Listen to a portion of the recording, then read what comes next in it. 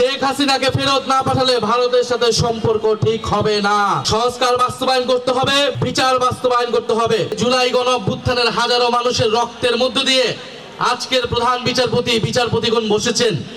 ফলে এই গণ অভ্যুত্থানে কিন্তু এখনকার আদালত, এখনকার এই নির্বাচন এবং সরকার সবকিছুর বৈধতা যদি সংবিধানের দোহাই দেওয়া হয়, সংবিধান হিসেবে ইন্টারিম গভর্নমেন্টও হয় নাই, নির্বাচনও হয় নাই, তারেক রহমানের সরকারও তৈরি হয় নাই।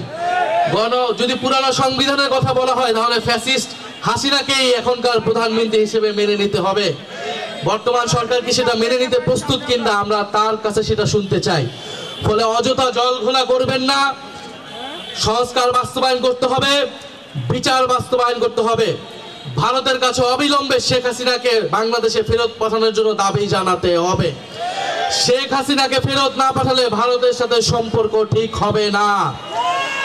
বাংলাদেশের সাথে সম্পর্ক স্থাপন করতে হলে অবশ্যই জুলাই গণহত্যার বিচার, শেখ হাসিনাকে ফেরত পাঠাতে হবে, শরীফ ওসমান হাদির খুনিদেরকে বাংলাদেশে ফেরত পাঠাতে হবে। তারপরই ভারতের সাথে সুসম্পর্কের বিষয়ে আমরা বিবেচনা করব ইনশাআল্লাহ।